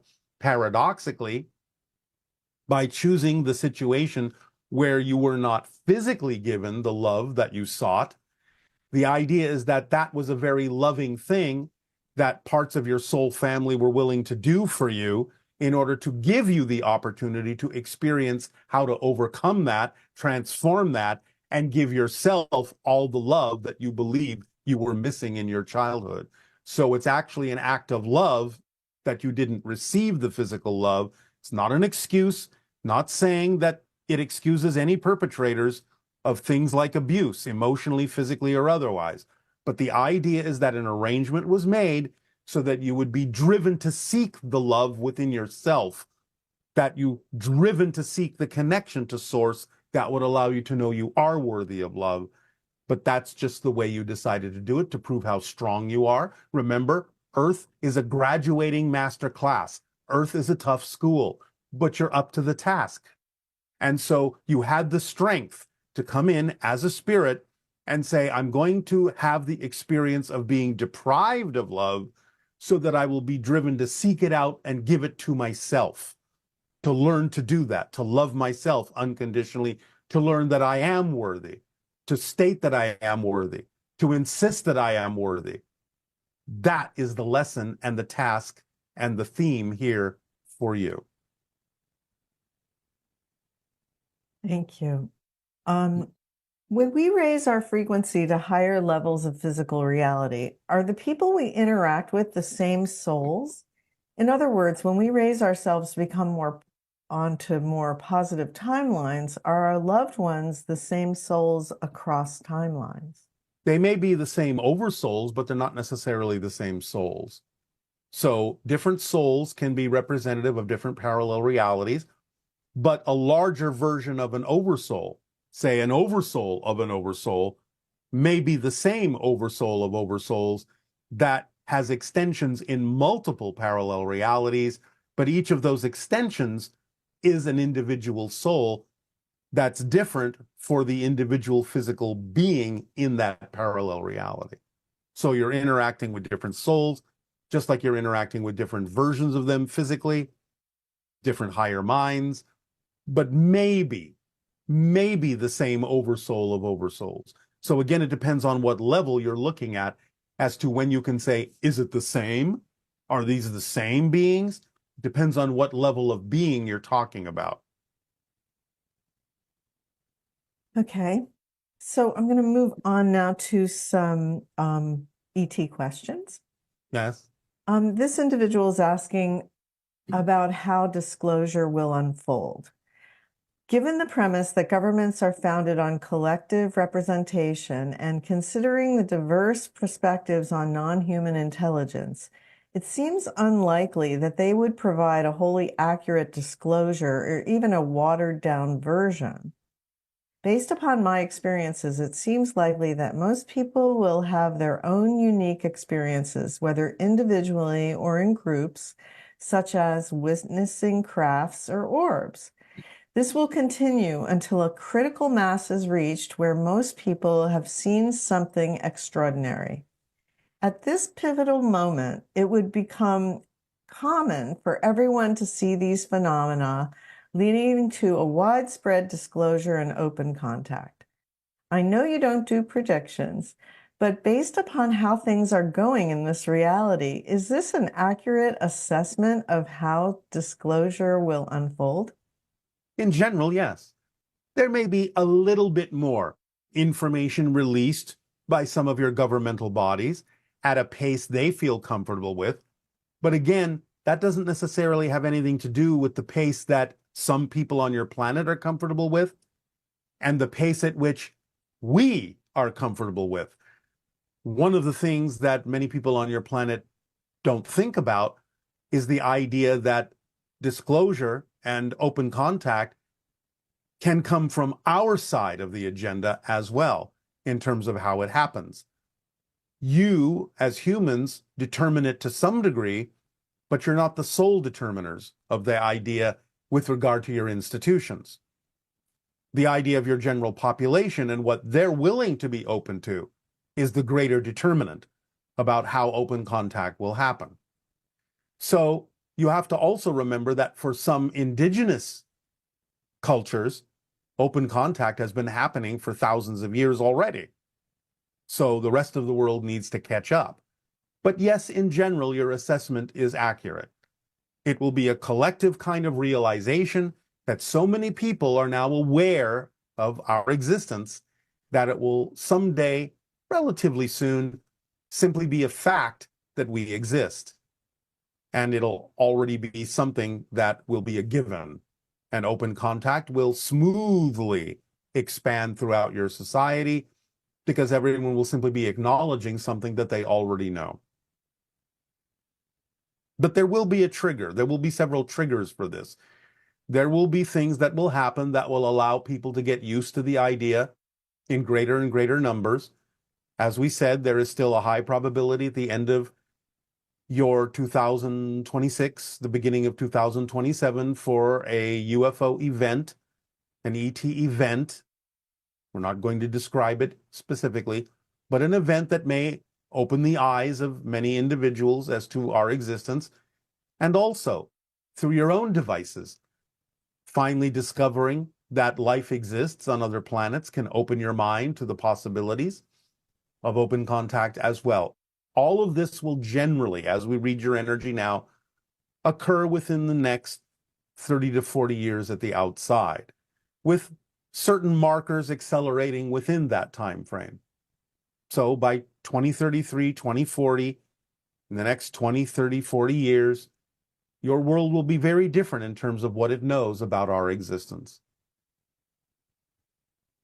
That's exciting. Yes.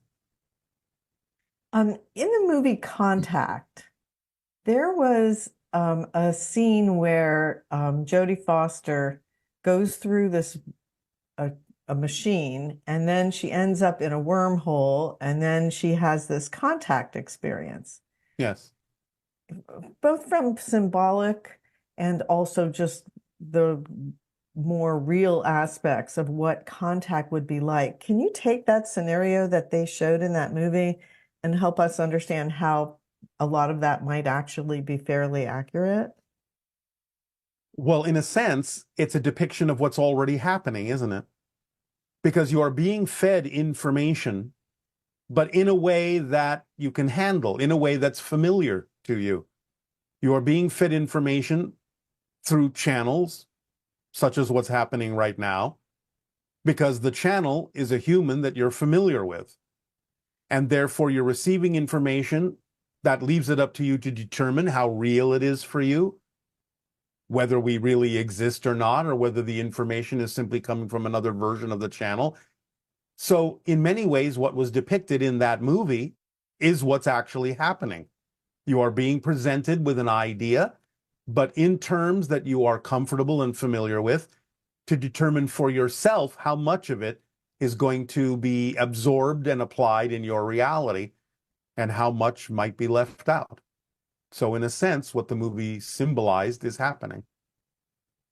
And sort of the idea of them falling through that machine that changed their frequency to allow them to have contact, right? Yes. That would be similar idea. Yes, presented in a technological way, which again can exist and does exist in many civilizations.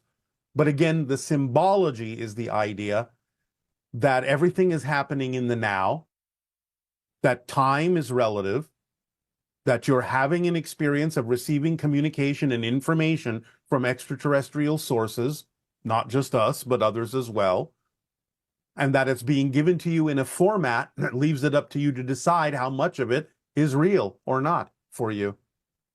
So, in a way, the movie is simply a representation of what's already happening. And this idea of ETs coming down to our vibration, how does this plane of reality, Earth, that we experience right now, affect a higher vibrational being like an ET? Do ETs need to be prepared as well to realign to a denser dimension? As humans, we've forgotten our divinity and we're remembering who we are now. What challenges do ETs face by being in this dimensional plane? I imagine them being like the enlightened masters that walk the earth as compassionate and loving teachers. In a sense, yes, but you're assuming that we actually come all the way down to your dimensional plane, which we don't. You may not recognize it sometimes, but in a lot of encounters, you're actually shifted up to a slightly different level of reality that's more vibrationally compatible with you and us simultaneously. We can lower our vibration to a certain point, but we don't usually lower our vibration to the level that you normally exist in on a day-to-day basis. It's another level of reality that may seem like your physical reality, but isn't. So does that mean that there's not going to be spaceships landing in our physical dimension, or? The spaceships that land will be landing in the level of reality that you will raise your vibration to meet. It will not be happening in the vibrational density that you're in right now. It will be happening in another layer of reality that is of a higher frequency. And that's not the same reality that you're in right now. Kind of reminds me of the idea that, you know, the way we see airplanes now, no big deal, and that someday that's how it will be with spaceships. Yes, but you have to be in a different level of reality to see them that way, experience them in the same way you experience your airplanes. It's just that the transition may be so smooth that you don't realize you've actually gone up to another level of reality. As we have often reminded you, A person 300 years ago would look at you as if you're glowing with light because you're much higher in frequency than they used to be 300 years ago. But to you, it's normal, so you don't see it. But the idea of contact is going to take place in another layer of reality. There are many layers of your reality. Earth is like an onion with many dimensions wrapped around it. And therefore, there are more refined levels of physical reality and even into the lower astral than you think. So the idea vibrationally is that while it may seem as if open contact is taking place in your typical physical reality, it's not. Okay, and a lot of people ask about other star systems and planets as if other worlds or dimensions are more interesting than Earth. Since Earth is a master class and the beings that graduate from it highly advanced and evolved, would Earth be considered the most interesting planet and system to most beings not on Earth? Earth is very interesting. It doesn't have to be considered the most interesting. There are a variety of things going on out here in the cosmos that make different worlds interesting in their own right. This isn't a contest. There are certain things happening on your planet that are very interesting to many different extraterrestrial beings because of the nature of what's happening, because of the transformation and transition taking place. But that doesn't mean that there aren't other transitions and transformations taking place on other planets and other dimensions that have their own level of interest. So it's all interesting, just in different ways. But there are a lot of different races of beings observing what's happening, right? Yes. Here. Yes. And the idea that the splitting prism or this phenomenon where the splitting Earth phenomenon that you've been describing, this is like a big deal in terms of galactic stories and things like that, right? Yes, it is a very interesting, very vibrant, very active, very fascinating story. Yes, many beings are very interested in observing it and participating. Again, it doesn't mean that it's the most interesting thing going on. It's one of the most interesting things going on. We may be from Earth as our point of origin as physical beings, but what about our oversouls? Would it be fair to say that they originate from other systems or planets, or are they agnostic to the concept of origin system because they're outside of time and space? Yes, everything comes from the same source. You don't come from anywhere specifically. You come from everywhere and nowhere. You are ageless and timeless. Oversouls don't come from another system. Again, everything comes from source. Everything is source in another point of view.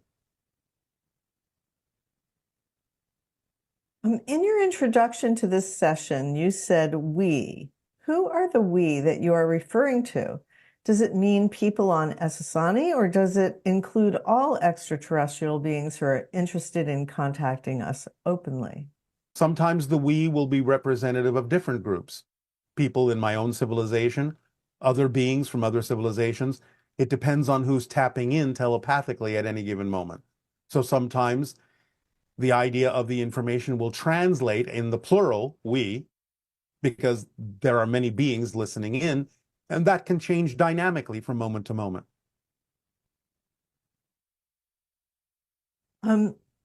A lot can be learned by observing how another culture socializes. On your motherships, with so many Essani on board, do you have large social activities? If so, can you name some examples of activities that we would find illuminating about the Essani culture? There are many social activities that take place aboard the motherships and, of course, on our planet as well. They are all driven by synchronism, people showing up at the same time with the same interests, interacting with one another in ways that serve everyone simultaneously. Some of these social activities can be something like playing a game, can be research, can be the sharing of information telepathically and experiences telepathically of what each individual may have gathered for themselves on their own adventures independently. It can be a number of different kinds of things that may be happening for those individuals who gather synchronistically to share an experience. So, since Essani beings are quasi-physical, Yes. does that mean that they are kind of transparent? Or is it that you look solid to each other, but if we were to see you, you would look sort of transparent, like a It ghost? depends. It depends. It depends on the person who's looking. It depends on the vibratory level of the person who's looking. But on your level, when you see each other, do you look solid to each other or do you look semi-transparent? It depends. Okay. Are there two rivers that run parallel to each other on Essani? In the northern continent, yes, there are two major rivers that are roughly parallel to one another. How many continents are on your planet? 3. Do they have names? No. Just referred to as the idea of North Continent, South Continent, West Continent. I was born on the West Continent. What are the weather patterns like in that reality? As we've already explained, we do not have a major axis tilt in the same way that Earth does, so we don't really have extreme weather patterns. It is mostly temperate all the time, with a very small range of fluctuations. And you've spoken of the day of Shakana that happened in your civilization. The 3 days of Shakana. Can you share a little bit about that with the group today? Again, the idea is that at a certain point, a being was born that is referred to as Shakana, and over 3 days, it represented the existence of that being in our culture, represented the tipping of the scales. So where over a 3-day period, we all became telepathically connected. We all woke up, so to speak, into our telepathic connection. Because that one being tipped the scales, added to the mass consensus in a certain way energetically that allowed us to wake up inside each other.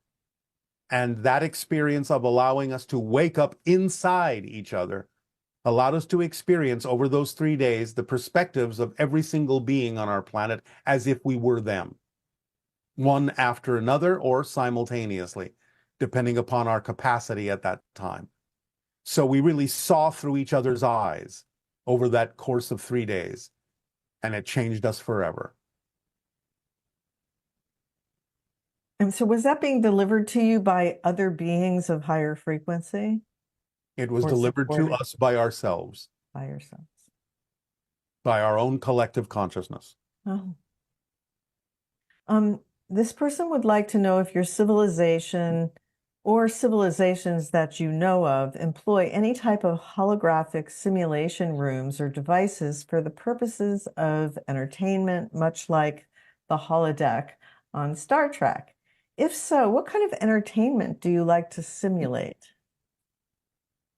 Sometimes it may be used for the idea of entertainment, but more often than not, it is used in the way we have described in training. As I explained in my training to become a first contact specialist, where a being that is controlling the class uses a kind of telepathic holographic projection to make it seem real that we are interacting with another species, so we can practice being first contact specialists without necessarily interacting with the real civilization until we are proficient at interacting with their particular culture. So we are made to believe it is real so that all of our actions will be realistic. Afterwards, we understand that it was just a holographic telepathic projection. So this can be done for forms of entertainment to some degree, but it is more often than not used simply as a training method to understand the nature of different realities before actually physically experiencing them. During the abduction experience, when Greys take DNA from an individual, does it always happen on the ships or can it happen in other locations? It can happen in other locations as well, but again, people are always shifted to a slightly different reality in which it occurs. And is it true that we have powerful knowledge hidden in our DNA? Yes, there are a lot of markers that have yet to open that will bring you more awareness and more understanding and more knowledge in a variety of ways. So raising your frequency will allow those markers to open. Can you share with us a marker that has opened for us that would be help us understand about the DNA and how once a marker is activated, how things change? Well, the increase in things like psychic functioning, mediumship, channeling is representative of the opening of a marker. The exploration of spirituality, the increase in awareness that you are not alone in the universe is the result of the opening of a marker. Okay. The idea of understanding your connection to nature as nature, understanding the holistic view of being part of an entire environment, part of a holistic system, is representative of the opening of a marker.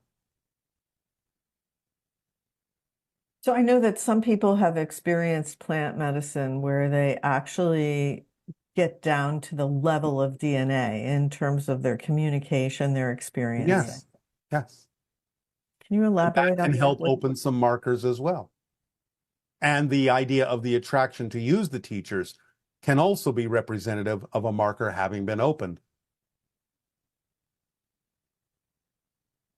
Our scientists have noticed that most solar systems in our universe have planets that are tightly packed together in orbit close to their sun. However, our solar system appears to have our planets spread out. Why is our solar system so unique? It is to some degree unique, but what your scientists have been able to observe is a limited number of solar systems, and mostly observing the larger planets in the system. In fact, then there may be other smaller planets they haven't yet observed that are more spread out. But again, there are many systems in which the planets are spread out. It's just that to the level of the capacity of your technology, you haven't yet been able to actually see most of them. I know our scientists are searching for Earth-like planets in other solar systems, etc. Yes. And they're finding that life seems to be, or Earth-like life seems to be relatively rare. Can you tell us, like, how much Earth-like life is really out there that would be relevant for us, or, Well, it depends on what you mean by Earth-like. So the things that are recognizable by you as a different being, even though it may look nothing like a human, that lives in an environment that you can understand as being an environment that is conducive to life, there are many, many, many planets that allow that to occur. There are many planets where life is utterly different. So the idea simply is that you're actually discovering more and more quote unquote Earth-like planets as you keep investigating. As your technology is more refined, you're discovering more Earth-like planets, not less. Look to the TRAPPIST system. Okay. There is life there.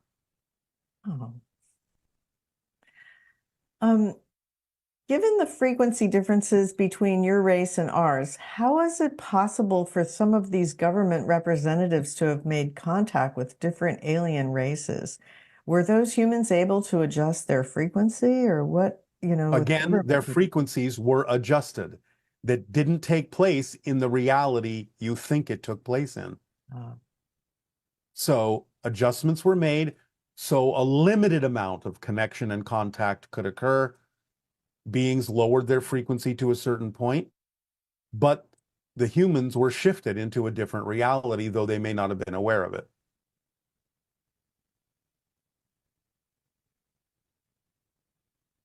And this is a particular story where an Army soldier sees an UAP and gets downloads. This is an active duty 20-year Army combat medic. And he's saying, I have worked trauma emergency medicine in Afghanistan. I have numerous awards for outstanding service on active duty. Over the summer of 2023, while visiting my family in Florida, I was on a walk with my son around the neighborhood. During this walk, a low-flying metallic spherical UAP flew into my view. I looked up and slightly to the right, and it shined a light into my eyes. This happened very quickly. As an active duty soldier, I was nothing less than shocked. I have never encountered an interaction like this before. After this event, I started to receive what I would later start to call the gray matter of facts or downloads. Shortly after that, I had a dream about a metal triangular UAP with lights on the side. I am humble and grateful for this experience. Any comment or elaboration would be greatly appreciated. You have served humanity on one level. All of these are indications that you can now begin to serve humanity on a very different level, on a much higher plane. Continue your investigations into information about extraterrestrials, about UAPs. See where it takes you. But it is a sign that you're about to begin being of service on a much higher vibratory level to humanity, to fulfill the agreement you made to be of service in a much broader way. That is all we are allowed to say at this time. Okay, and is there anything else that you would like to share in the few moments remaining? Only that as you now enter your new year of 2024, we are going to begin the idea of countdown to contact year one. So we would again suggest that you prepare yourselves by continuing to be truly who you are, by learning deeper understandings of the information we have shared with you with regard to the formula, making it a clear and precise understanding in your application of it to your daily life so that you can accelerate and ascend and raise your frequency to the point where you will naturally exist on a different level of reality that is more vibrationally compatible with the idea of open contact. So beginning in this transmission now, we will begin to talk to you about preparation, but you are now heading into the idea of countdown to contact year one.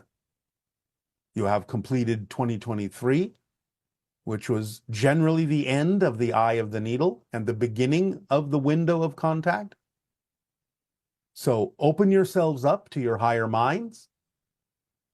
Allow yourself to experience contact with more of your own consciousness, and you will find us waiting for you. But we will now begin a new process of acclimating you to the idea that there is now a countdown to contact. And we will begin with 2024 as year one. So let us prepare. Thank you, Tadeo.